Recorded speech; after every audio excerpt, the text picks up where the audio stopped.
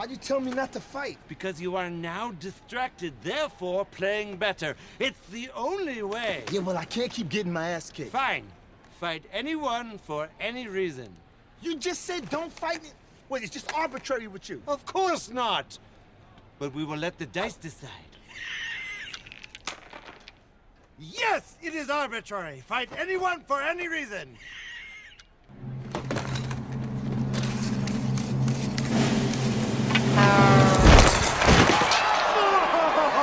It's a bench-clearing brawl! Oh! Remember, kids, this is not how you play hockey. It's just ugly. I like it. 1 game suspension, Roanoke. Way to go, Roanoke. You jagger. Him too? Anyone for any reason.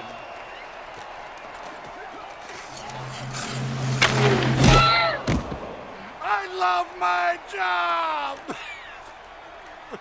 2 games! Now that's a 2-game suspension. That would mean Roanoke would be out for game 2 and 3. He could play in game 4. Of course, we don't know if we're going to game 5. 2 and 3 out, can't play in the game. He can watch the game at home, but he can't play. He can pretend to play while he's at home, but he cannot play on the ice in the game that we're watching, which is after this game, because we're in game 1. You have a firm grasp of the obvious.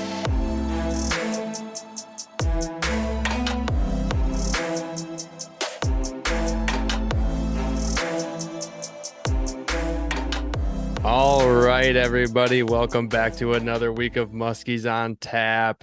We got a very good one coming to you. We already had a awesome interview with none other than the guru, Tyler Andrews. We'll be bringing to you that right after this intro. And we have other awesome news that we were just on the Musky Hunks podcast. If you guys do not know who that is, they're just a bunch of really cool dudes from Pennsylvania, and we feel super honored that they wanted to have us on the podcast because they've been doing it for a long time. We're just starting, and the fact that they just let us on there was just an awesome opportunity. We loved every second. If you guys could go check out their podcast, I believe they have it on most platforms. It's just called Musky Hunks Podcast, so definitely check that out. So on the line right now, I got Max Manti doing the intro with me. How you doing tonight, Max? I'm feeling pretty fortunate tonight, man.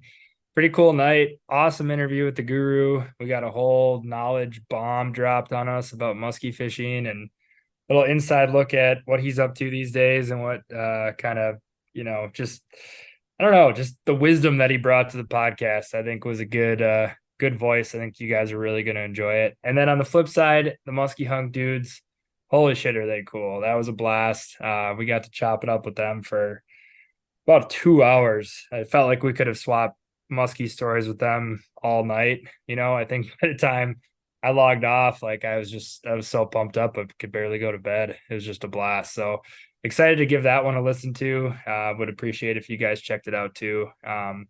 So a lot of good little nuggets in that one. But yeah, I'm ready to kind of dive into here on, what you've been up to lately, what our game plan is for next weekend. We got a little musky bender awaiting us, which I'm pretty excited for. I just got back from Bayfield celebrating my girlfriend's birthday. So took the weekend off of actually doing any fishing. So I probably won't be able to bring much to the table tonight, but I know you've been out on the water.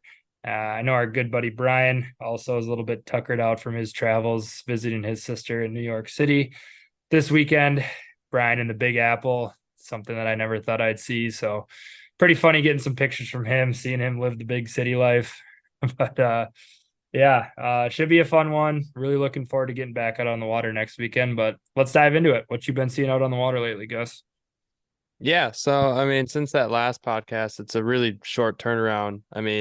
We put that one out very shortly after recording it, a day late, and it's now Sunday night, the 9th of July. So it's barely been a few days, but was able to boat a fish a day the past few days, and I was able to get out with a good buddy of mine, Parker, and we just hit new water. Just wanted to branch out, hit some new lakes. What we were seeing was pretty much just classic midsummer stuff. I mean, we were seeing fish on tubes like crazy. That was definitely the first thing that we noticed was tubes, rubber. He got one on a Medusa, gorgeous tiger on a Ninja tube. Those are both over shallow weeds, wind blown, next to main lake access. That seemed to be key. The wind was key. We had just solid weather overall throughout the weekend, so I think fishing was just kind of good throughout. Then it kind of took a little turn here. Today's Sunday, and it snapped cold. I think it was like 48 this morning. Fishing was a little slow this morning. It was really hard to get them moving. And as I was getting off the water, I was just out on my own for a little bit, trolling for just almost no reason. I was just seeing so much bait out deep, but I needed to reorganize the musky box. There's just baits everywhere, and I figured this would be a good time to just set a rod in the water. I don't know how far back. Didn't even run live scope, nothing. Just started running down the middle of the lake. And it was getting towards the end, and I got a rip just out of nowhere in a spot I've never caught a trolling fish. It was almost stupid. So Easy game, easy game. so muskies are dumb. That story probably gave the listeners absolute zero insight on what to do.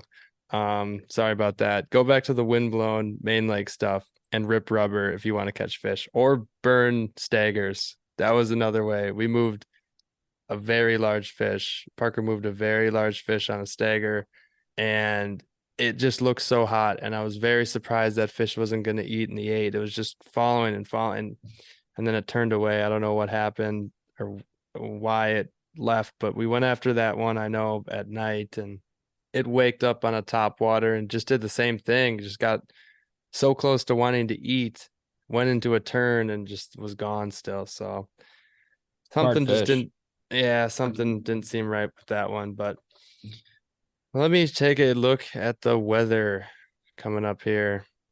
So we got heat and storm on Monday. I guess I don't know how much this is going to do. This is coming out Thursday. Let's look ahead. So we have a little storm on Monday that is going to bring looks like a little cold snap again, high of upper 60s on Tuesday, and then we're going to roll into the weekend. I see a little cloud cover and some heat, and that's good. We got upper 70s. Let me check that wind for everybody. As of now, once this podcast drops, we're probably going to be seeing lots of west winds.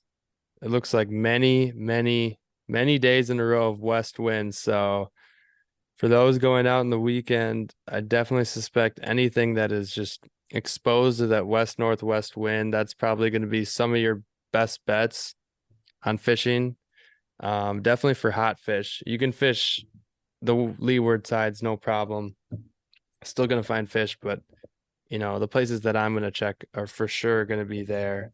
And typically right now it's going to be weeds. I mean, like I said, I got one in the middle of like trolling today, but that was just, they were in a funk. I mean, yesterday there was some good weather, and then there was storms that rolled through, and then today was frontal. So it seems as soon as it gets frontal, it's just somehow those fish move in one day. Like I didn't think they were going to move super far in one day, but they just kind of did. So as long as you stay diverse and just kind of take no feedback as still feedback, maybe it's just the time of the day or something. Like if you're fishing too shallow, you're too deep, you're not getting follows, just be sure to switch it up. And I think that'll be key. Just make sure if you got multiple people in the boat, get some sort of rubber bait on, whether that be a mid to regular or husky deusa, or definitely a tube. Somebody's got to rip a tube.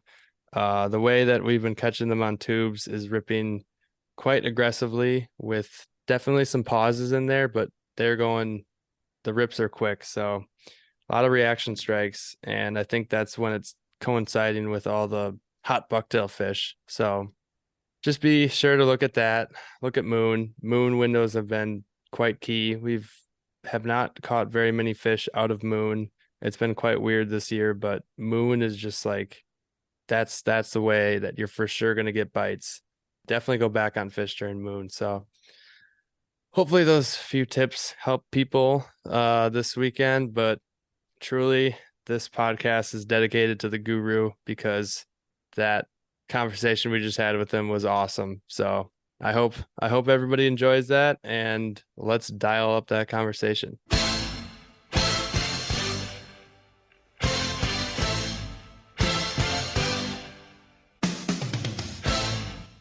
All right, guys. Well, we have our highly anticipated guest here tonight, the guru, Tyler Andrews. How you doing tonight, man?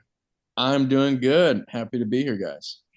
We're happy to have you. So I'm going to start off with a super hard-hitting question. I know it's a question that people want to hear. If you were to fish with one member of Trailer Park Boys, who would it be and why? Ricky, because it'd be an utter disaster. I'd probably put my butt cheek or something.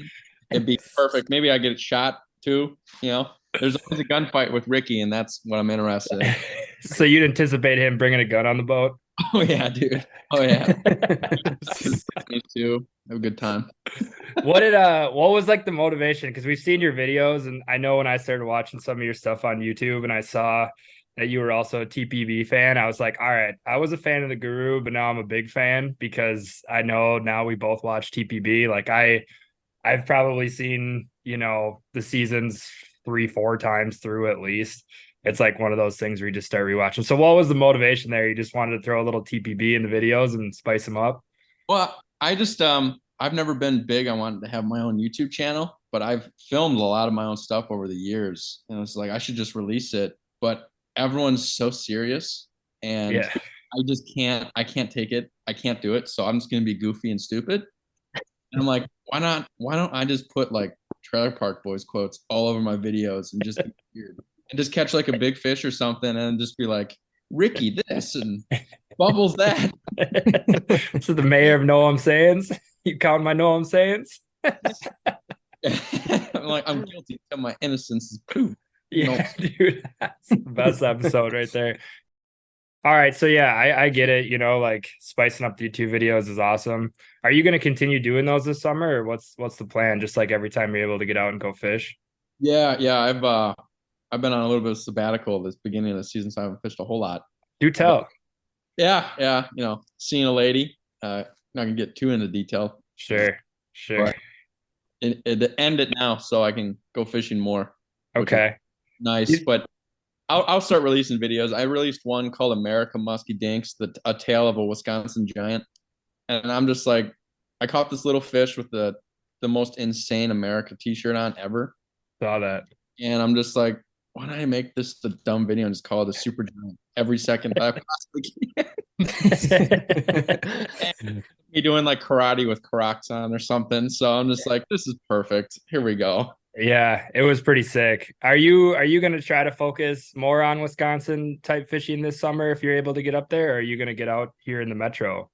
I think I'm gonna do both. I like metro fishing. July kind of sucks, so maybe I'll just come up to Wisconsin again, or maybe do like a northern Minnesota thing once the fish get back on structure, because they're open water right now.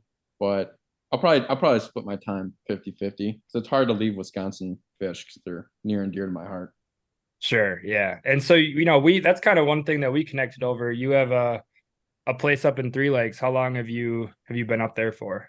About 11 years. Right on the Three Lakes chain. Okay, awesome. And you grew up in Wisconsin, right?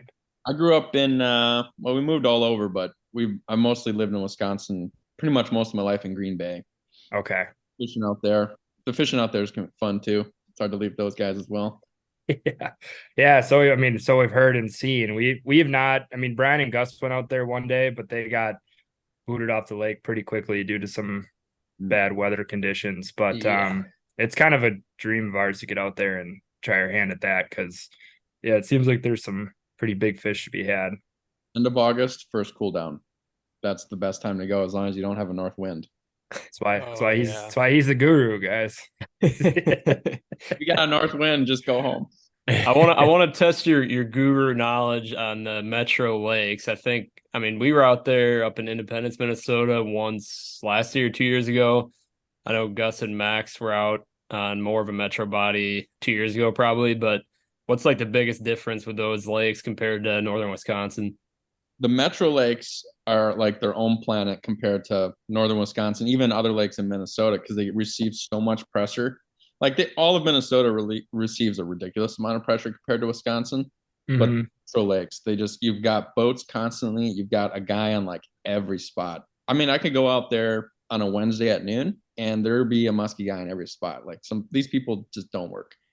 And so you kind of have to be really creative. You got to throw like strange baits. Like I've been throwing this thing called a wax wing made by Shimano. They're nice. So no one has them. I'm the only guy that has them. And they catch fish, but you have to work really, really hard for metro fish. Really, really hard. You got to go at night too. And you gotta hope and pray for rain. Whenever rain, that's when they bite. Because of the pressure, are they like always out of weedy spots? They're just kind of sitting deep and staying away from the noise, or I mean, I think they're so used to the pressure, these kind of do their thing, but they've seen every bait that you can possibly throw. So it's more so it's finding the exact right time and landing a bait right in front of their face so they eat it. Also, the water is so clear, your figure eights have to be incredibly good. You can't make a single mistake. Otherwise, you're just not going to catch it. And these fish, too, at least far I've seen, I've only seen it once. You can't come back on them because they're just not there. Once they show themselves and they don't eat, it's kind of over. Yeah.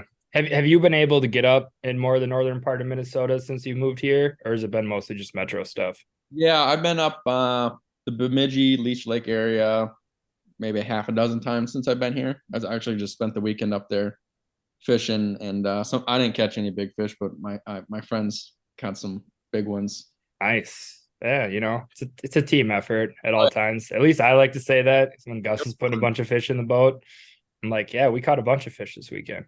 To learn, I like going with people that are significantly better than me, just to see what I can improve on. 100%. It's always a good time just shooting the shit with people. It's a blast. But I've mostly I was on Vermilion too last year. This year I'm probably just gonna do a Leech Lake thing again and maybe go out to the Detroit Lakes because I've never been out there. Not yet. Well, I'm curious to hear about the Vermilion trip. We're going there for the PMTT here in like a month from now. And we've never been up there. I've really never fished a body of water that big or like that. Did you enjoy it up there? Did you see some fish? Anything you could report to us? Okay. Vermilion will eat you up and spit you out. It is very, very it reminds me of Lake of the Woods, but the fishing is brutal. It can be really, really good though. It can be really, really good. I've only fished it for the open water bite. Yeah. Maybe like a 36 or a 37, but I lost maybe a double nickel. We saw it water. It was huge. I was twitching a 10-inch slammer over open water, and this thing grabbed it head first, broke the lip off, and then I set the hook, and it bent all three hooks out of this fish. And fins, gone, devastating. And then we saw it on sign imaging just swimming away. We're like, come back. Yeah. Have a shot at a real big one. I mean, August, they're probably on rocks. I mean, at least that's what I would think. So yeah, it's kind of what we've heard. And yeah, I mean, like we're excited to get that shot at a big fish. I mean, we've, like Brian said, we fished that one day here in the metro, but we really haven't done much Minnesota fishing. I mean, I'd like to do it here. I live in Minneapolis. I just don't, really have access to a boat in this neck of the woods. So I haven't really been able to do it as much, but I guess obviously big fish are pretty common in Minnesota. I mean, it's kind of what it's known for, essentially. But I want to know, since we're a little bit more of a Northern Wisconsin podcast, what's the biggest fish you've seen in Northern Wisconsin? Caught, seen, hooked, anything? Does anything come to mind where you're just like, that is a different class, type muskie? I've seen, I'll tell you the spot later, but sick. There's a lake up in northern Wisconsin. People don't necessarily fish because it's exceptionally dangerous, but there happen to be very big muskies on it. And, I was out there, and I think once a month I moved like this 53 on the same rock hump, and I was chasing this fish all season. I never got him to eat. Just a different beast. Like the biggest northern Wisconsin fish I've caught is a 48. And comparing that thing to the fish that I saw, and especially came into the figure eight, like it's like a different animal.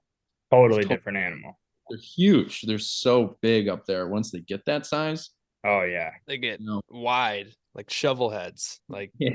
stupid wide. At least from what I've seen on mounts of Wisconsin fish that are, north of 52 inches or so. Yeah, the muskies up there got back once they get over 50. yeah, they got back. And that one, the only fish that I've seen that's like probably close to that class was a fish that Gus and I saw 2 years ago. Gus. Yes, it was in the fall. I think 2 years ago. It was like mid-October or early October or something, and it was pre-turnover, and we're sucker fishing pretty shallow and relatively clear water, and we look at the back sucker, and I look at it, and I'm like, Max, I'm like trying to be really quiet because I don't want to spook it because it's not like super windy. I'm like, Max, there's like quick cast, and there's a muskie back here. We kind of like bring the sucker in a little bit closer, and we get a really good look at this fish, and we're like we got our breath taken away. We're like, oh my God. Like it didn't even look like a muskie. It really did.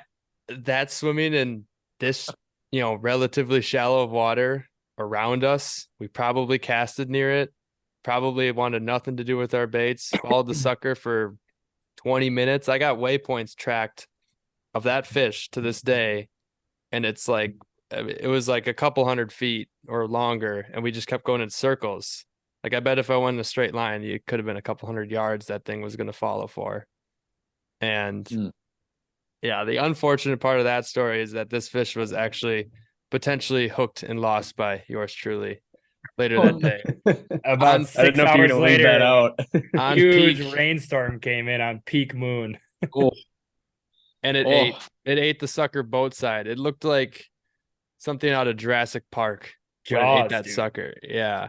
Jaws. Yeah. I was in the back of the boat and I literally saw the sucker tip of the rod start going like that. So I just had looked back to my left and I just literally, I was like out of Jaws where I just saw the fish open up and like I've never seen a mouth like that. And the sucker just disappeared. It just disappeared. Normally you see him like T-bone it. The whole thing just went gone. And then it just started swimming away like slowly.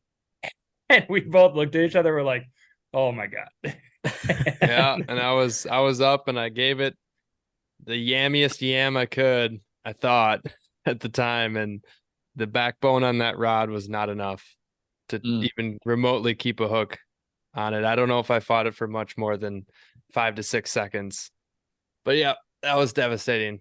That was my quick pitch on a biggest fish ever seen for us in northern Wisconsin. Yeah, sorry to bring that up, Gus. Oh, it's all good. It's all good. He won't sleep tonight. Yeah. So on to greener pastures here. I guess give the people a little update on your life now, Guru. What's fishing look like now that you have a clear head post post situationship and all that good stuff? What are you excited about this summer? I'm excited. I'm 25 and I don't know. I hit like a wall in the past 2 years where I can't fish hard anymore. I can't grind for 20 hours a day and then do that more than 5 days a week. I used to when I was a real young guy, but I can't do that anymore. So now I'm more so fish strategically and just kind of have fun. I'm looking forward to just kind of getting out with my buddies on the Metro here. My dad's going to come visit, just kind of hang out with him, do some more family stuff. So, like the last 5 years have been TV shows and podcasts and just super intense, all business fishing. And it kind of sucked the joy out of it for me for a while. And I don't know if it'll ever kind of be back 100%. So it's just, I kind of focus now on fishing real strategically when the conditions are good. I don't fish super, super long and I just fish just to have fun.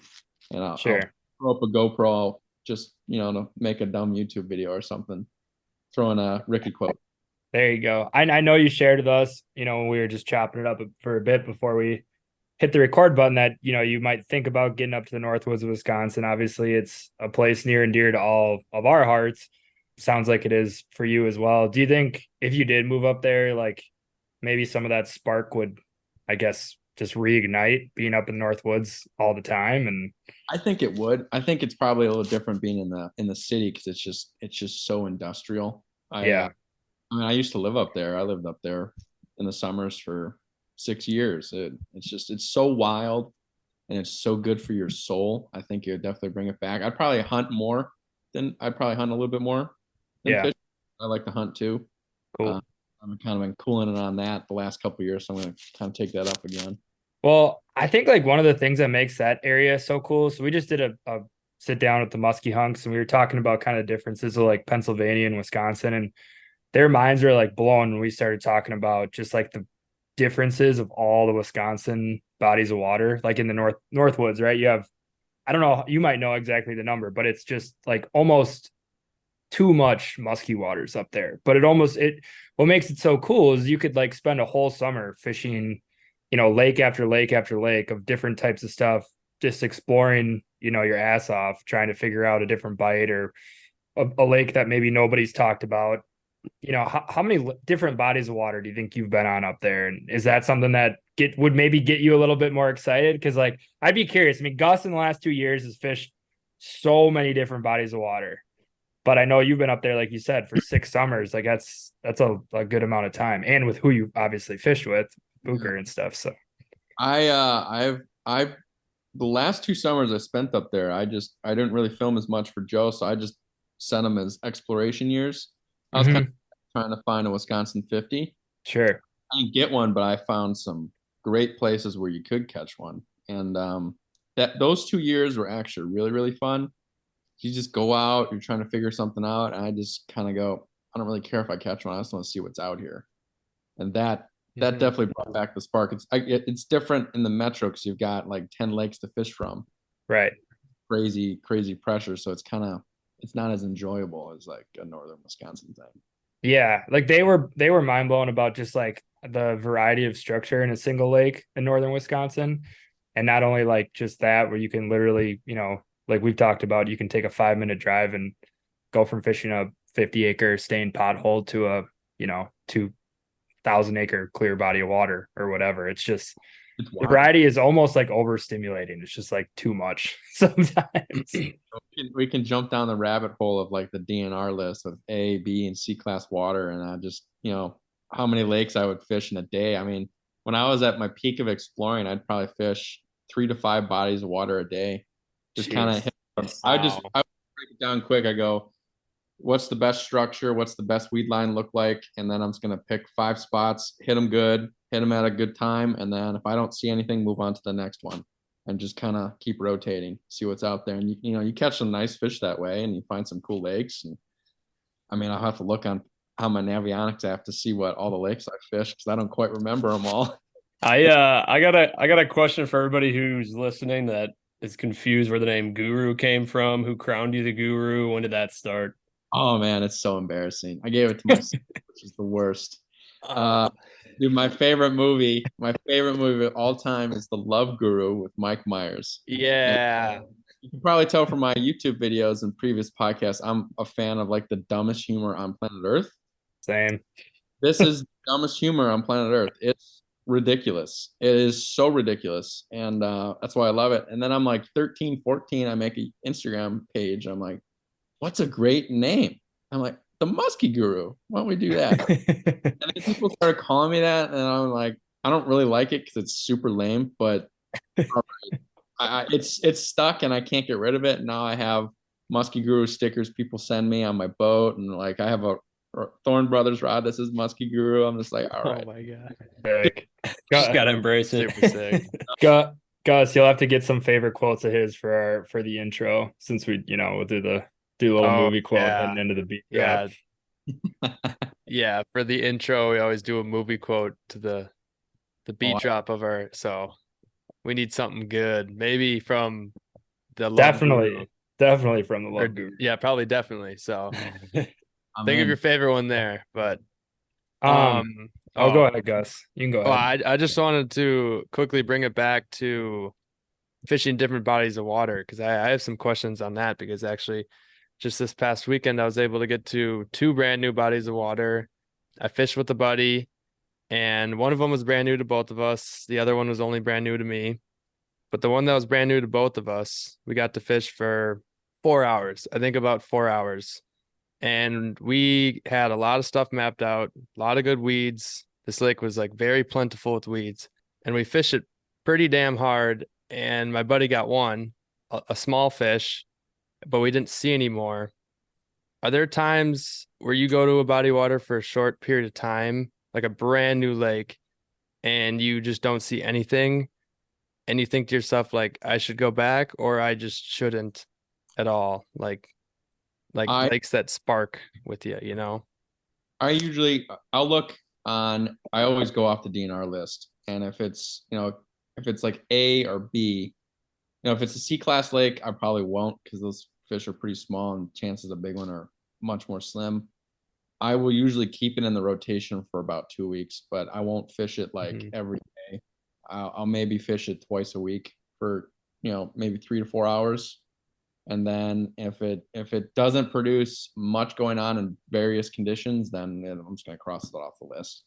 Right. Yeah. Cause I know there's times I can think of a few lakes where we went to on our first time and they sucked, but we just have heard things from other people. Like you said, the DNR list says it's a good lake, and we went back there and now they're like some of our favorite lakes.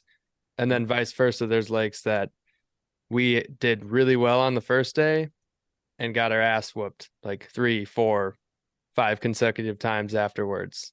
And those are the tough ones to be like, did we just hit that perfectly or what? Yeah, you probably did. When I was doing that, I was taking a lot of notes, and you catch a lot of fish around weather changes and moon phases. Mostly whenever I had crazy success, it was always on some crazy storm front coming through on a new lake. I remember just one that I was fishing with a buddy or 2 buddies, and we've never been to this chain before. It's way out of the way. Like there's not a town in sight for 30 minutes in any direction. And we went out there, we caught a 47, a 43, a 43, a 41, and a 47. And just all in like 4 hours. And then we're like, Not bad. this is incredible.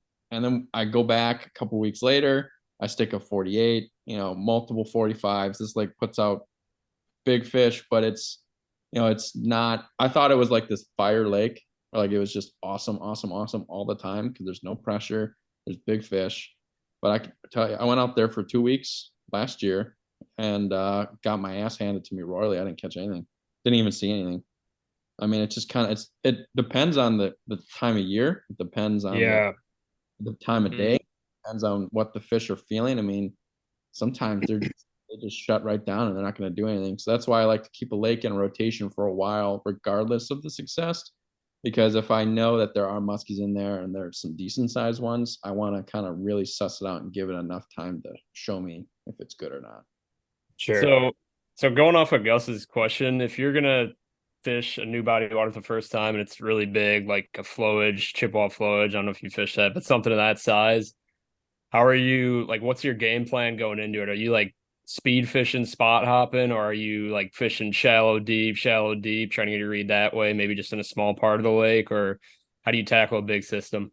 Big system, I'm probably spot hopping fast. I like to run and gun. I learned that from Joe, because on Lake of the Woods, I mean, that's kind of what you have to do, because it's so big and so overwhelming that you can't really just pick up. You can if you want, but it's better, in my opinion, to just spot hop. Try and find active fish. Try to find active fish. I mean, I'll plan out, if I'm going to a big system, say like the Willow or chip or anything, I will usually pick a section that is not necessarily super big, because like these big systems, you can't just go from one end to the other. I mean, you can, but you're going to burn a lot of gas, and I try not to. So I'll just pick a big section that I can hit pretty good in a day. And I'll just go down the list. I go structure, deep, shallow structure, weeds, deep, shallow weeds, sand flats, try to find timber. And I'll just kind of pick those spots out in a map and then just kind of hit all those. And then if I see something cool on side imaging, or I see something kind of neat that's not marked on the map, I'll hit that too. And you just kind of work your way down a list. At least that's what I do. And it can produce something, or you get skunked like many of us. Yeah. I think, like, going back to the northern Wisconsin thing, I think the learning curve up there, And granted, I haven't fished everywhere, obviously. Like I'm mostly a northern Wisconsin musky angler. But I feel like the learning curve up there it's so steep because like you were saying, you have really good success on a certain body of water for a few week stretch. And then it almost feels like that body of water shuts down and the neighboring lake or something within a 20-mile radius lights up. The guys that seem to really have it dialed, like I do think Gus is on the precipice of like getting to this point. I mean, obviously years and years of experience are going to continue to help, but it's like we still have gaps in our season where, I always feel confident with Gus if he's in the boat and he can catch fish no matter where we're at. But like there are certain times a year where like if I go with Gus, I know we're going to catch fish because I know he's like on them on a certain times of the year. But like that gap in the season is interesting up there because it's like, okay, in early August, we go here, late August, we go here. And then September hits and it's like those lakes started to shut down. I could see where that would be kind of energizing for you if you did live up there to kind of continue to put those pieces of the puzzle together because it's so true. Where like you can actually string a season from opener till ice up and like actually have a game plan, maybe not week by week, but like those little musky seasons within the musky season. And that's, I think, what's the coolest thing about northern Wisconsin. It's like you're not just fishing one body of water and like having to figure out the changes within that one system. It's like, no, you fish this group of lakes this time of year, and then you move on to this group of lakes or whatever. And you just have those in your back pocket, like in your Rolodex, like that. And I'm sure you probably witnessed that fishing with Joe, where it's just like, all right, this lake's done. You spend a few hours in the morning out there, like no more 45s are hitting the net. Like, let's move on.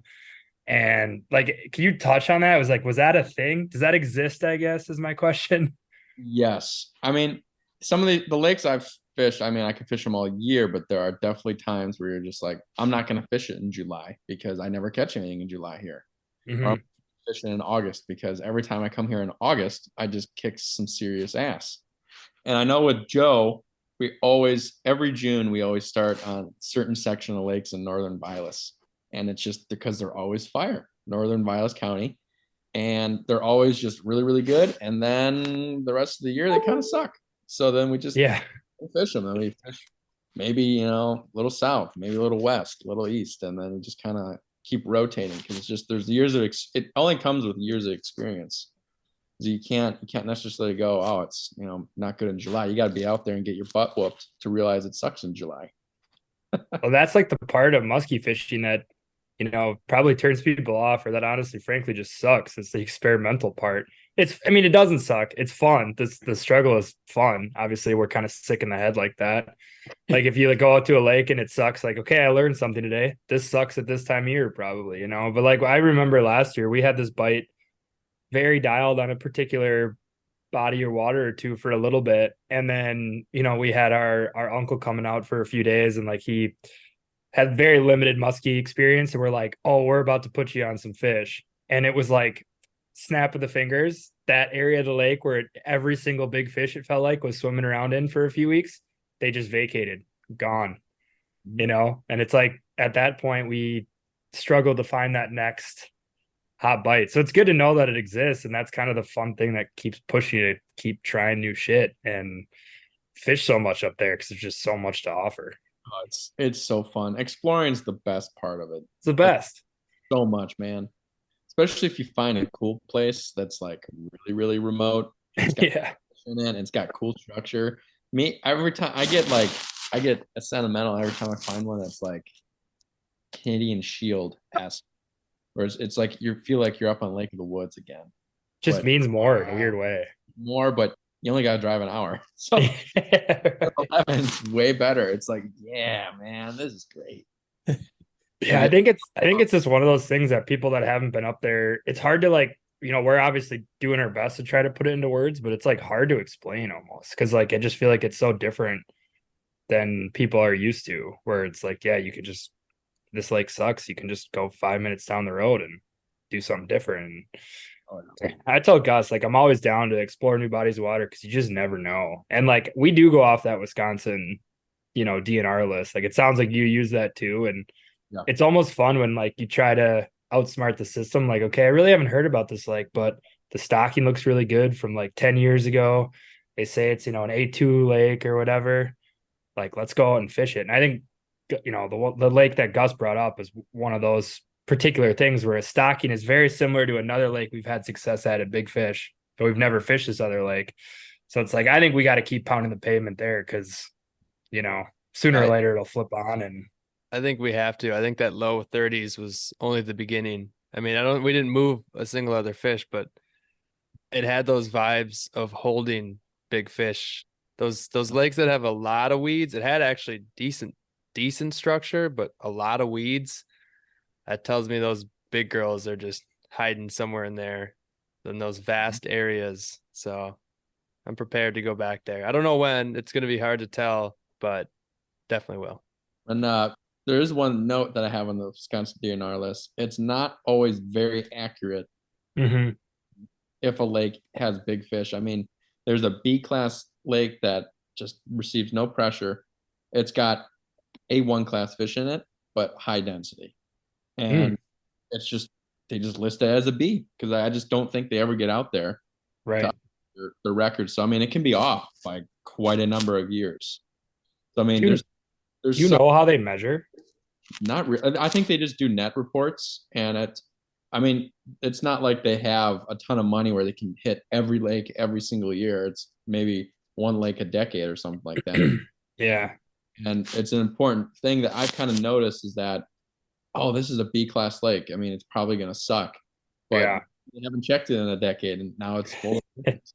I've always wondered that, like, what if they have a net placement and like they're out there, a week long or however long they have it, like a 50 swims by, but he just misses the net. And then a 44 swims by and just misses the net.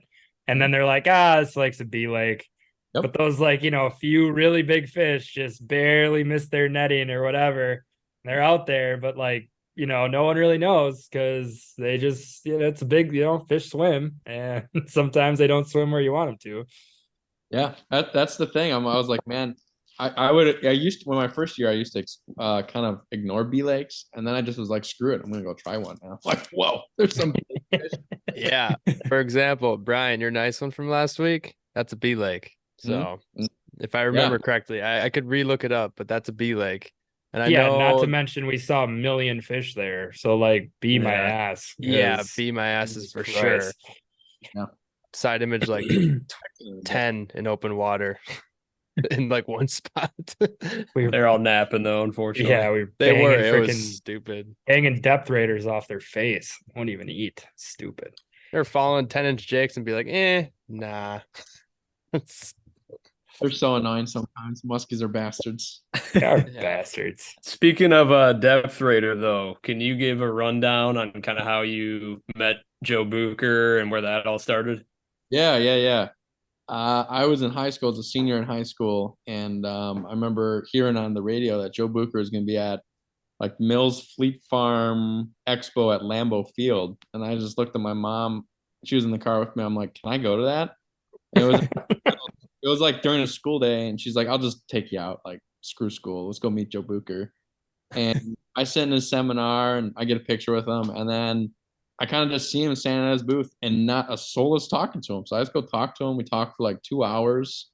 And then he just tells me, he's like, keep in touch, man. And then how old were you at the time when you first met him? 18, maybe. Okay. Yeah, 18. I was about to turn 19. And then he has his Joe Bucher Blues Fest, and we found out that my great uncle Wayne plays in his band and is best friends with Joe Bucher. Holy shit! We're just like, dude, why wouldn't we're not that close with him? But we're like, why wouldn't you tell us this? I love musky fishing. Right. So we go up there to go see Wayne and go see some family that we don't really see that much. And Joe's playing, and I don't really get to talk to him because he's a celebrity and everyone wants to talk to him at his Blues Fest. And then he just happens to be standing out by the barbecue pits.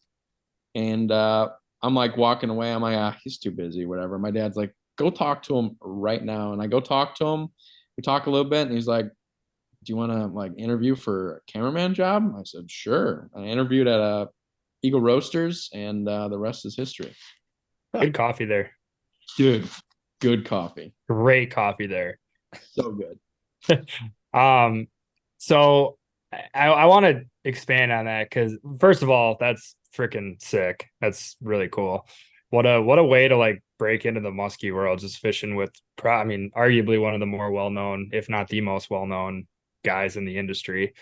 But I guess my question more or less is like, okay, you're a young kid that loves to fish, and now you got to sit behind a camera and watch other people catch fish. Does that suck? Like, or is it awesome because you're fishing with Joe Bucher? Like, I guess for me, it's like if Gus was like, hey man, you want to just film for me the year? I'd be like, no. Like, I'm fishing. I don't blame you, dude. I was hoping you'd say that. You said the other thing, I'd be like, dude, you got to pick somebody else. Yeah, like you're nuts. I'm not sitting there with a camera while watching you bag like a 46. Like, no way. So what was that like? I actually got to fish behind the camera. Oh, nice. We kind of worked out a deal where maybe I didn't get paid as much, or didn't really get paid at all, per se. I just got paid in knowledge, and Sure. and I'm just like, you know what? I make some good money in college. I don't really care if I get paid. Better than Bitcoin, invaluable. Yeah. Oh yeah. I was just like, I just said to him, I want to get paid in knowledge because it will last me forever. I mean, you could pay me, but it's not gonna. I mean, I'm gonna blow musky baits anyway. Smart. So might as well get paid in knowledge. So I got to fish behind the camera, which was nice. So caught some nice fish in Lake of the Woods with them up in Three Lakes. It was a really good experience. He really got well rounded as an angler because my family doesn't fish at all, so I had to start everything from scratch. Never really had anybody to fall back on. So how'd you even get into musky fishing? I mean, I guess that's somewhat similar to us. Like our dad, was he liked to he's a good angler, likes to fish, and he never really got like deep into the musky game. We kind of stumbled on it our own. So how's that even get started for you? We had a family cabin up in Leona, Wisconsin, kind of near Crandon.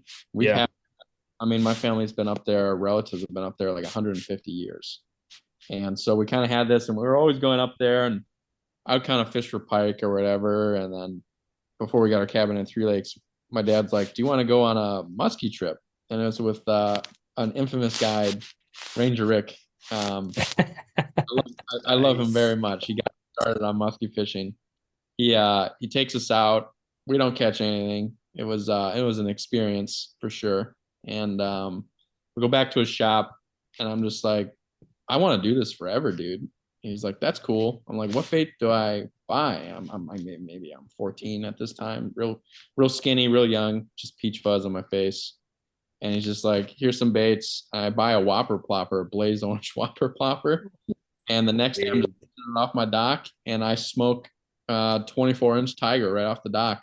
Nice. Hooked forever after that. It doesn't take much, man. We were talking about the bug a lot, the musky bug, and like it's a real thing, unfortunately. I mean, it really is. Like once it takes hold of you, it's tough to, let it go or shake it. Dude, I've been hooked since.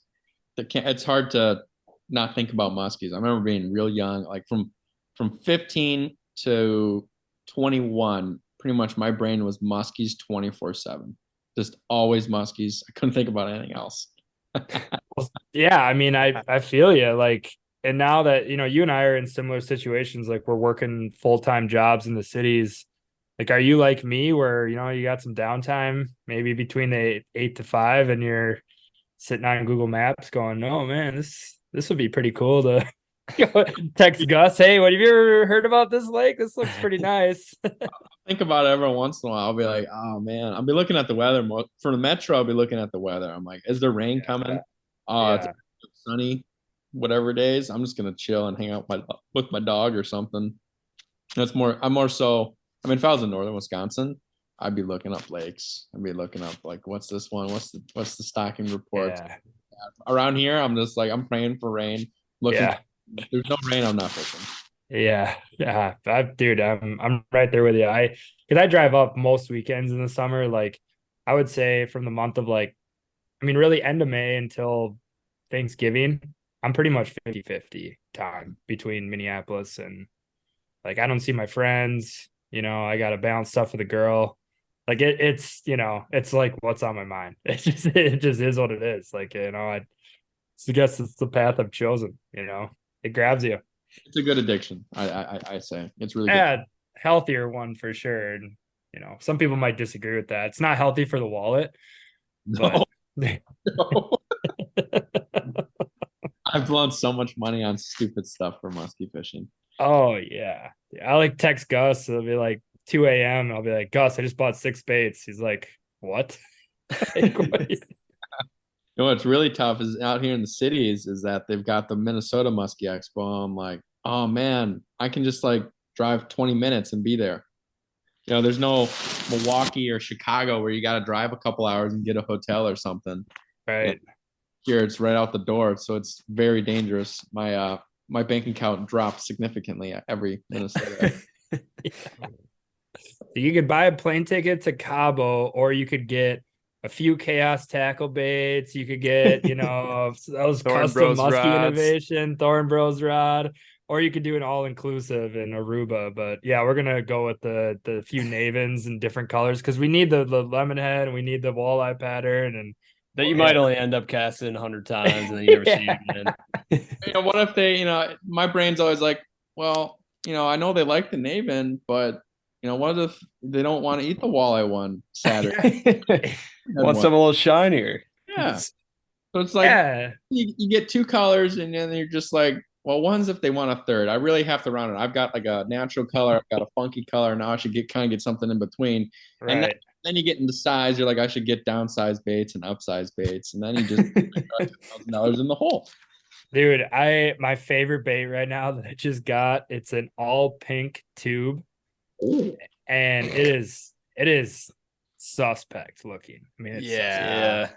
But I used it for the first time last weekend. We were up for the 4th, and I caught a really nice, like super fat upper 30s fish on it. And I'm just like, this is the bait I'm throwing for the rest of the summer. Like, I'm going to try to catch so many fish on this pink tube to just show how dumb muskies actually are, and they'll eat anything. Yeah. But yet we have, a tackle box. I mean, again, I'll fish probably a million different baits. Like, don't hold me to this at all. But like, that was just hilarious to me where I'm like, oh, all I need to do is throw a freaking piece of pink rubber with a cork in it and I'll catch fish. Dude, muskies are, they kind of everyone makes them think they're super smart. They're actually super dumb. They're just temperamental. Yeah, it's a great way to put it. Tyler, have you fished tubes often? Is that something that you like to use at all? I love tubes. Tubes are great. I like the Ninja tubes a lot. At least where I fish. I feel like they're easier for the Wisconsin fish to eat. Out here, my tubes. Yeah, me too. I it's pretty much all I throw. I have a couple monster tubes in the box, but those are broken out every once in a while. And I feel like even smaller fish T-bone the Ninja tube, and then the big fish pretty much engulf it like a minnow bait. I always have 3 hooks on there. I like the glide. I like the mid-size weight one. I don't really like the deep one. They came out with that new rig, I think last year or something. They have or 2 years ago. It's in between the shallow and the deep, and you can kind of work it like a glider, and you can have 3 trebles on there. It's quite. It doesn't have that single on there. I don't like that single hook at all. On all my, I cut that right off and just turn it into like I just kind of knot it up and then just kind of make my own harness. Gotcha. Yeah, I know a lot of people that completely customize tubes. Like, that's a big talk right now. I somewhat run it out of the box, but I definitely do a few modifications. But a question for me with you for tubes, my philosophy on tubes, the uglier they are, the more they get bit. Just kind of how Max described as the pink tube. I got this one tube that I pretty much call, I think, well, people can buy it. It's at TRO, and it's called mud minnow, and I just call it turd minnow because it's just brown. It's so my philosophy. Not a tasty looking bait. No, it's just the uglier the tube, the more it gets bit. What do you think of that? That's I think that's a true statement for every muskie in America. Is if the dumber looking the bait, the uglier it is, they're gonna eat it. I think that's just a common, just a common thing.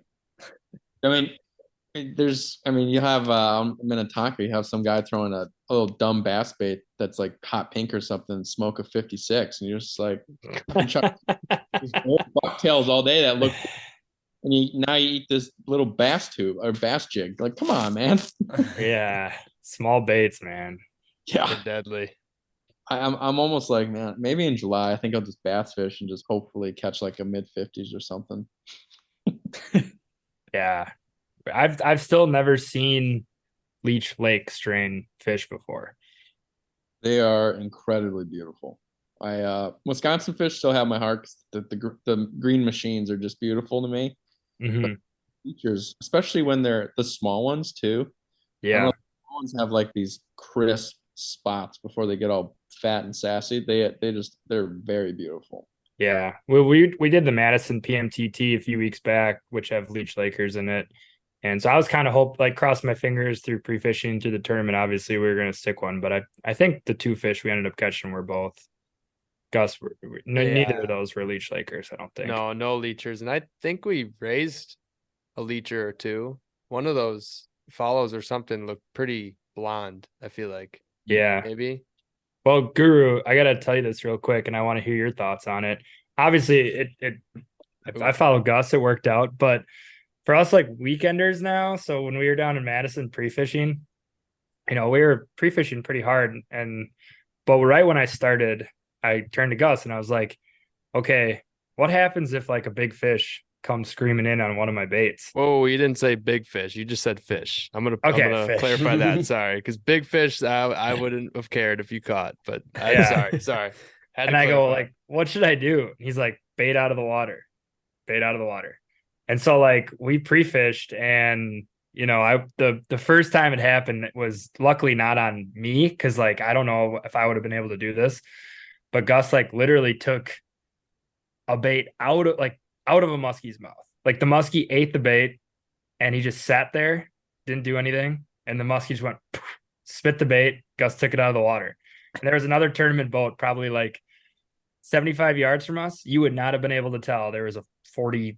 Well, it ended up, we think we caught the same fish in the tournament, ended up being like a 41 3/4 on the waypoint, same looking build. So I don't know if I'd have been able to just 41 3/4 fish comes up, eats both sides, and you're just not doing anything. I don't know. It's Honestly, I just like catching fish. So I just be like, it. I know.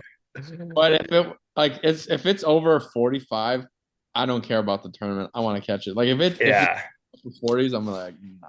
I think I agree there now. We talked about it for Vermilion. Like if a 53 comes into the 8, we're getting on our hands and slamming that thing. Yeah, there was definitely a gray area at Madison, and there was good thing we didn't have any of that happen. It was all somewhat smaller-ish fish, but yeah, baits out of fish's mouth. That was an interesting tactic we put to use. And yes, I think it paid off, but man, no, Vermilion's a vacation. So we're catching fish there. Oh, yeah. Fingers crossed. Sorry. That's hoping. Have you ever fished in tournaments before, or ever something you'd potentially get into? I fished in a couple metro tournaments out here. I think I did the PMTT. Yeah, I did the PMTT once, long time ago. I always catch a ton of fish pre-fishing, and it's never in the figure 8. So even if I wanted to, they're just engulfing it, and I'm like, a 5-fish day, I'm gonna smoke them tomorrow, and then you just don't catch anything during the tournament, and you're like, feel stupid. But I'm not a big tournament guy. I just once I get competitive about it, I kind of don't enjoy it. Like I can get competitive, and I'm just like, people are cutting me off, and it's just not a good mood. I want to go out there and kind of have fun, Yeah, it's definitely tough. It's something I've definitely battled with a little bit, but I've enjoyed the tournaments, I have, but I definitely understand where you're coming from, because especially like if you're not doing it for a living or guiding, you're not out on the water all day. Like I feel like, for Gus and other guides and people that fish the PMTT, it's like, all right, now's my time to go. And, for us, it's like, if you're out there and you fish the PMTT, like you're taking time off of work, you're away from friends, family, significant others, whatever. And, those weekends could be spent, like you said, just exploring, bumming around. So yeah, it's definitely, an interesting thing for sure. It's, I just can't do it anymore. I've wasted so much money on tournaments and never win anything. I'm not going to do it anymore. All right. So can I ask you a few basic bitch questions? Sure. All right. sunrise, sunset for musky fishing. What would you go to? What's your go-to? Sunset. I hate waking up early for sunrise. Okay. One musky bait in the boat on a full July day, if you could choose one. On just like a normal full July day, high sun. Yeah, midsummer. It's a sunny day, hot, windy. hot, windy, clouds coming in the morning, sticking around until the afternoon, then they clear out. I'd probably go with like a 7-inch shallow radar or like an 8-inch slammer, something like that. Would you rather fish summer or fall? Summer. Do you like to do the sucker thing in the fall? It can be a pain in the ass. I feel, I don't know. I always seem to get suckers that are like, no matter how much lead weight you put on their face, they are always at the surface. Yeah. Or they're just like swimming towards each other and getting all tangled, and I have to end up like just putting them right below the boat so they don't swim into each other. I always get the worst suckers. Like, they're always jerks. It's hard for me to want to do it. I prefer to troll. I'm a big troller. Trolling's fun. You kind of get to sit there and eat some soup or chicken legs. That's interesting. When did you get on the trolling game?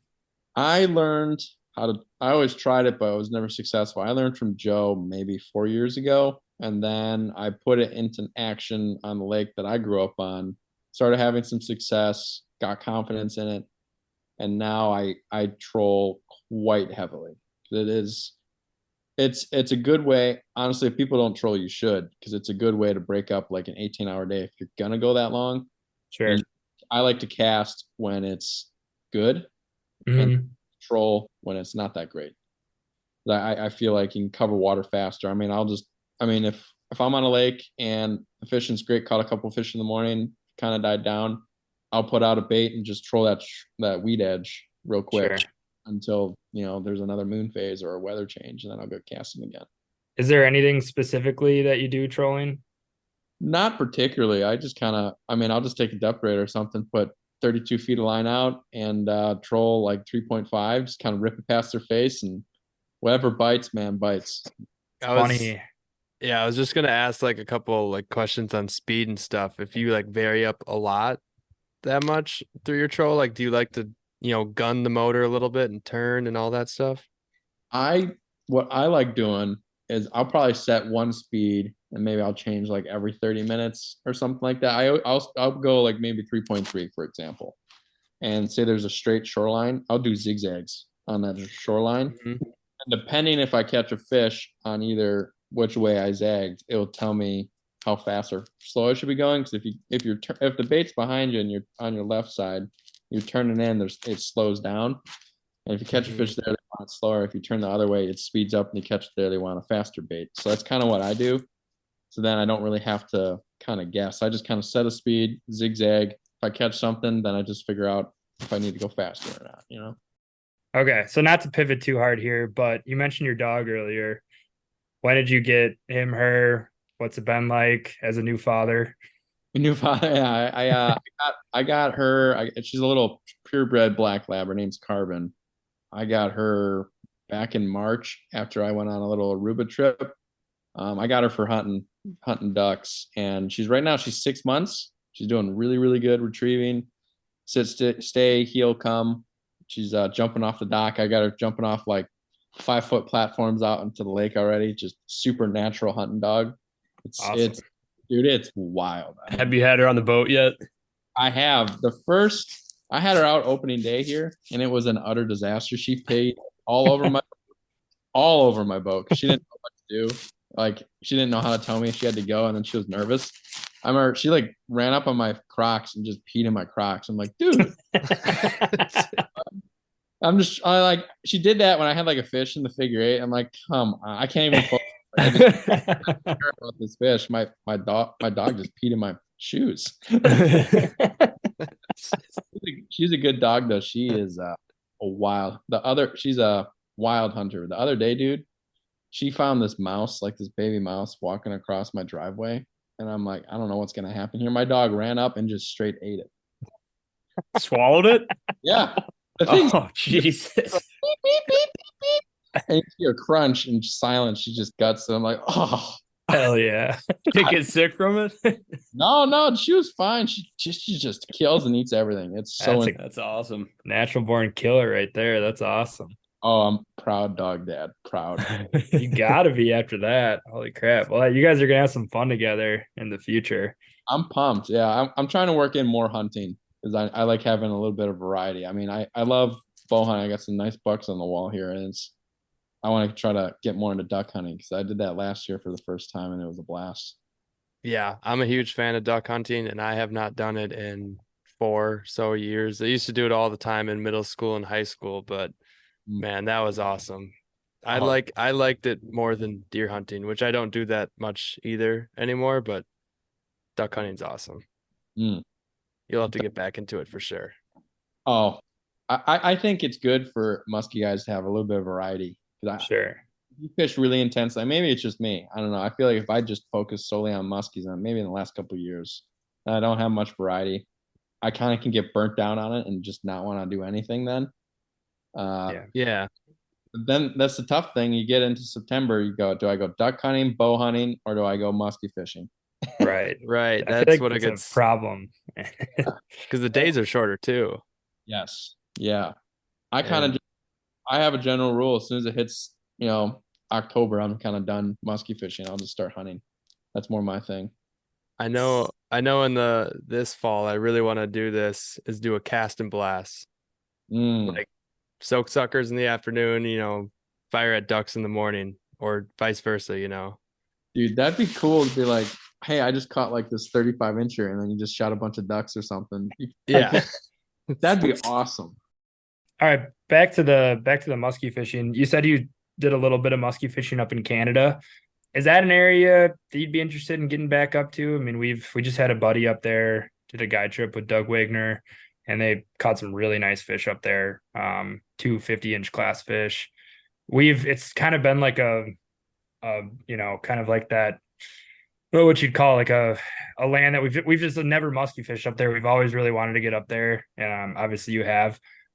Is it just a whole nother world? What's it like? I mean, is it as cool as everyone says? It is cool as everyone says, and better. Yeah, they're figured. super dumb, and there's a lot of them.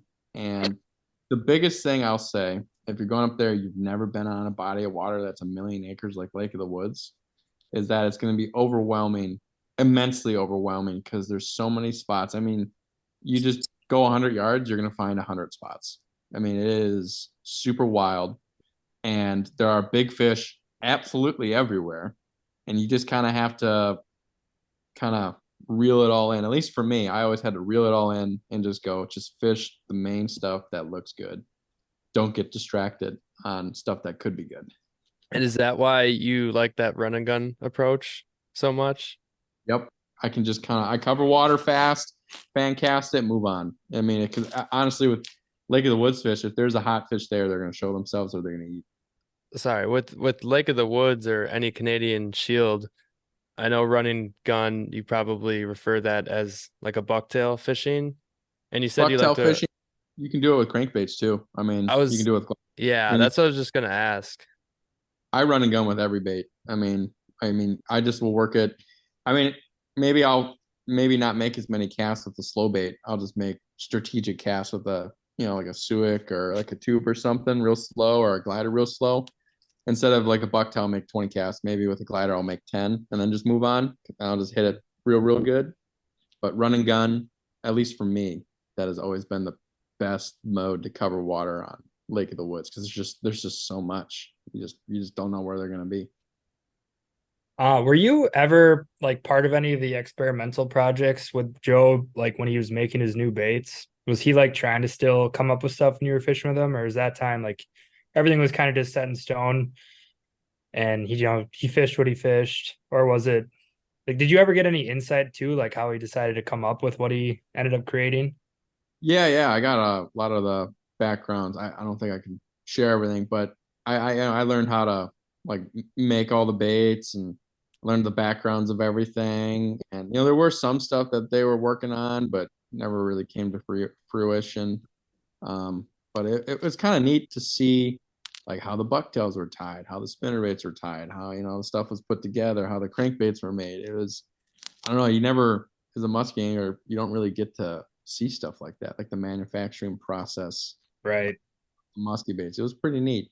The business side of the industry. Yeah, you get to see how the sausage was made. It's it's pretty cool. Did he ever think about making a rubber bait, or was that ever in his arsenal? They did make rubber baits a long Did time. he? I have a couple here. I didn't get them. Wow. I bought them. I don't even know what they're called. They're kind of like Rubberator. I think the history that I gathered from people that bought, like, they sold the mold of it or something to some company, and then they just kind of make whatever, a crappier version of it, and they just kind of sell it to random shops in Saint Germain. It's like this. It's kind of like, looks like a Bondi bait, but with two tails on it, and it's like a Bondi jig. Yeah. Interesting. Yeah, I've caught nothing on it, but I have it in case 'cause it's weird. So I love the transparency. That's that's hilarious. Have you ever, speaking of Bonnie baits, have you ever tried your hand at jigging? Have you ever done that before for muskies? I have, and I have caught absolutely nothing doing it. I probably don't know. Quite honestly, I probably should just go book a guide trip with John Bondi to learn how. I mean, I don't really know how to do it. Yeah. That's one thing I've kind of realized. If I want to learn something about musky fishing like that I just don't get, I'm just gonna make friends with someone or go find someone that can show me like the basics of it, and then I'll just take it from there. That's way easier than trying to figure out how to jig. I don't understand that at all.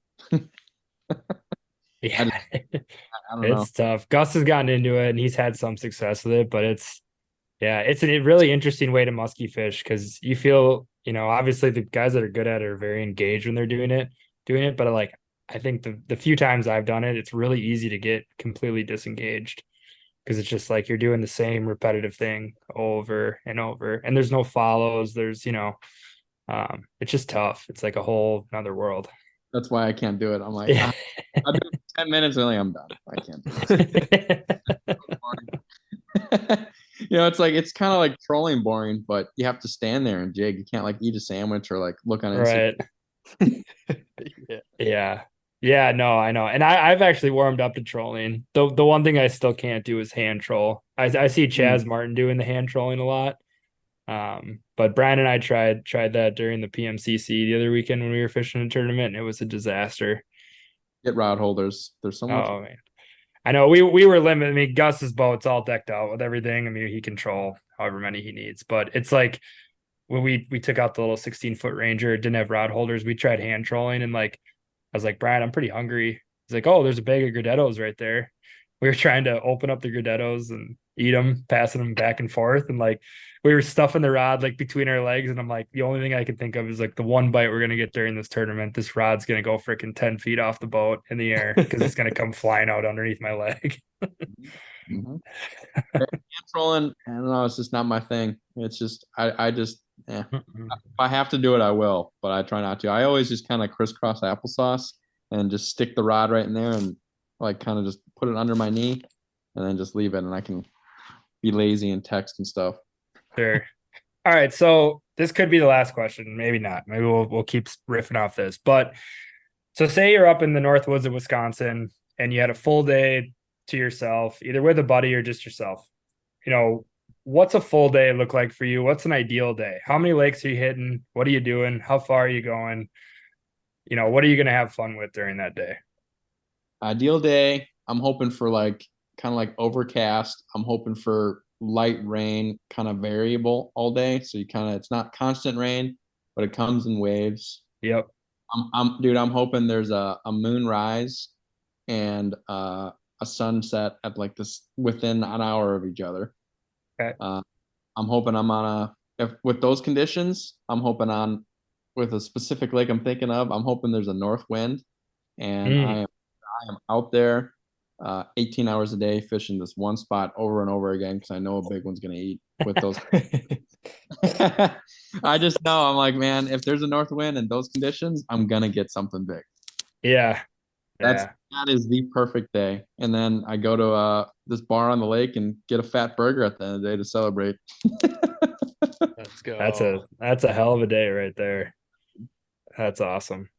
Tyler, off the top of your head, do you have a final words of wisdom from the guru to give to the folks? Maybe narrow it down. Maybe just for the month of July here. I know you said you hate July, but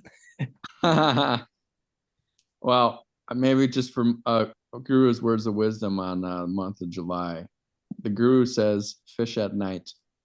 That's my only words of wisdom. Don't go during the day. Okay. How about a more general words of wisdom? Just somebody either in musky fishing for a few years, just getting into the sport. What's the words of wisdom there? Don't think about it too hard. That's something I fall into. Overthinking. Sometimes it's really just super simple. Guru says simplify. Guru simplify. Keep it. I love it. That's perfect. Well, we literally can't thank you enough, man, because this has been awesome. The second we started this podcast, I was like, we got to get the Guru on because he's going to drop some absolute knowledge bombs on everybody. And I think not only did you deliver, I think you over delivered. So Thank you. Good time.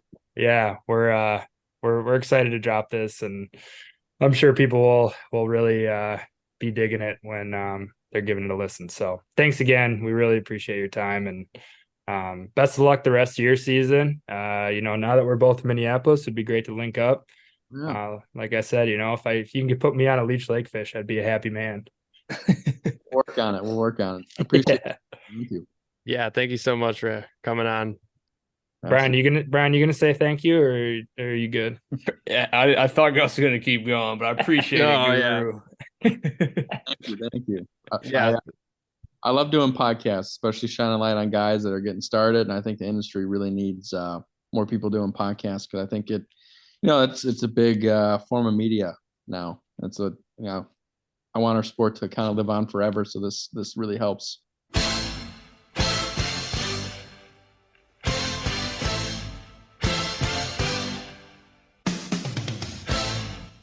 All right, guys. I don't know about you, but that was awesome. That was a great conversation we just had with Tyler Andrews, the Guru. I hope everybody enjoyed that as much as we did because he just dropped some great knowledge, really cool stories. Overall, super good guy. Hopefully we can get out fishing with him. Hopefully we can have him on the podcast again. I know there's just so much stuff that we were kind of diving into that we want to keep asking him more on and maybe bring up some more topics. So definitely going to have him on the podcast again in the future. So definitely look out for that when we drop another one. Yeah, I thoroughly enjoyed that one. First time ever really sitting down and chatting with the Guru. Definitely think he lived up to all the expectations. Very cool guy, very down to earth. Clearly just knows a shit ton about musky fishing. Very interesting backstory. Love the fact that, he's just got a wealth of knowledge in the northern Wisconsin area. Excited to have him back on. I think next time we talk with him, hopefully we'll have some stories out on the boat together if we're able to fish with him this summer, hopefully in the near future. But I think it'll be fun to talk with him kind of about the greater landscape of musky fishing as a whole, because just a guy that's been around the block now. He's still relatively obviously a young guy like yourself, but he's had a lot of experiences as an angler, and so would be curious to kind of hear his thoughts on that. And I know we briefly touched on it, but I think we'll have to have another full podcast kind of dedicated to the overall landscape of what's going on with the muskie industry as we kind of see it as younger guys, and that'll be a lot of fun. So thanks again to the Guru for coming on. Had a blast. Looking forward to hopefully getting in the boat together in the future. But transitioning, Gus, I think we got to talk about our little weekend getaway here coming up. Getaway is a loose term since we'll be sleeping in our probably in Eagle River, but we have a muskie bender to look forward to. We got a few guys coming up. You've cleared your guide schedule graciously enough for us. We've made our arrangements and we are ready to go. So we have probably 48 to 54-ish hours with one goal in mind: to catch a midsummer northern Wisconsin giant. What do you think the game plan is right now? Where's your confidence level on our ability to get this done? I think confidence level is very high because the guys that we're gonna have in the boat are highly skilled. I mean, they got that Muskies on tap crew member labeled right over them, so they just automatically best rubber rippers all around. So Yeah, right. no, I'll be bitching 2 hours in. yeah, all jokes aside, that's gonna be a pain in the ass to rip rubber, but also on that, I think that's gonna get the biggest bite. I think there's a good shot a large jerk bait, like a big minnow bait or a big suic could do it, but I don't know. I mean, we're gonna be fishing at some low light hours, so maybe some slow rolled bucktails or big rubber, maybe top water. It's hard to say. Top water is just so hit or miss with moon phases and low light and Well, you touched on an interesting thing about fishing some more lower light periods. I do think we have a game plan to fish well into the night Friday, and then kind of depending on how the day sets up Saturday, we're still pretty far out, on weather watch right now. So obviously we'll take what the weather gives us and we'll kind of plan accordingly. But I'm assuming if it holds right now, it looks like it's going to be about upper 70s and pure sun on Saturday. So we might do some night fishing as well Saturday night. Is there anything, you touched on in the intro, kind of what's going on during the daylight hours and the moon phases with hitting some of this, wind blown main structure, all that good stuff, fish with rubber, fish with a blade. But get into those kind of wee hours of the night. It's going to be new moon, so it's going to be very dark. How do you kind of see that going as far as if we're going to change strategies, or are we going to continue with those baits? Is there any tips or tricks to night fishing that you've, been able to kind of ascertain over the past few years of doing it yourself to kind of, I guess, help that process out, keep everything organized, give us our best chance?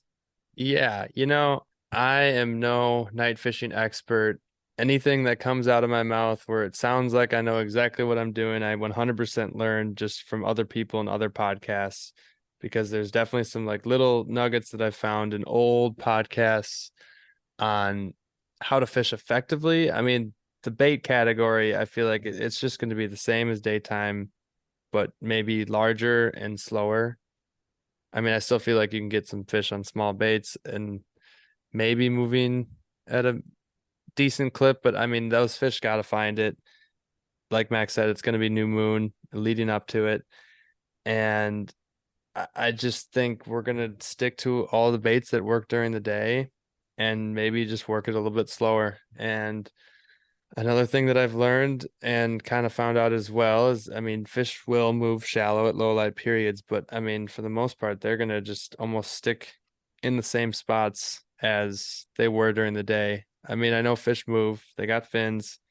I just can't imagine these fish are making great migratory movements each and every day. That's just going to take up a lot of energy from these fish, and they're just big and lazy. So slow, probably a lot of all black presentations. The new moon's going to be tough, so I think we're going to potentially use some glow beads on the leaders so that we don't, screw up an 8, because that's probably when it's going to happen. Is somebody's going to hook up in the figure 8, pitch black, all chaos.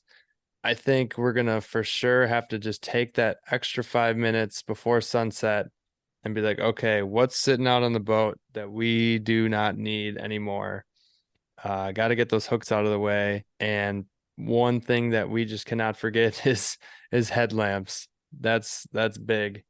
Other than that, I think we're just gonna kind of go with the flow. We're gonna be bringing to you what happened, obviously, on the next podcast, and we'll kind of just give some tips and tricks there and like what worked and what didn't for night fishing, because we're just learning as we're going. I mean, that's not something that I have absolutely dived into 100%, like I know a lot of people have. And I know it's super popular with clear bodies of water, and we're probably going to utilize that technique as well as going after clear bodies of water that have lots of pressure during the day and just get after the big girls at night. Well, I couldn't be more excited. Feel refreshed after a week off, so I'm excited to get back out there and see what transpires. So hopes are high right now. I know it's going to be a little bit of a grind with some of the waters we've decided to pick, and we'll probably kind of parcel out that game plan next week on the podcast, see if we stuck to it or kind of what decisions we made and if it sucked or if it worked. And hopefully there'll be some information to glean from that conversation. But I don't know about you. I'm getting ready for bed, long weekend of traveling and whatnot, and back to the old job tomorrow. So I can't thank again Tyler Andrews, the guru, enough for hopping on with us this week. And again, if you have a chance to check out the Musky Hunks podcast, that would be greatly appreciated. Hopefully you guys will enjoy that interview as well. But that is it for me tonight. Gus, good night. I'm signing off. Brian, I know you've already signed off, but I know you're going to take us out of here. So good night to both of you, and we'll see you next week. Awesome. All right, Brian, it's your time to shine. Take it away. All right, everybody. We got a lot of energy right now, but we're going to be losing all of the energy come Sunday night. We got a musky bender going on this weekend, full 48 hours of fishing and no sleep. Probably going to lose all productivity on Monday at work, but that's what musky fishing's for. Be safe out there this weekend, guys. Cheers.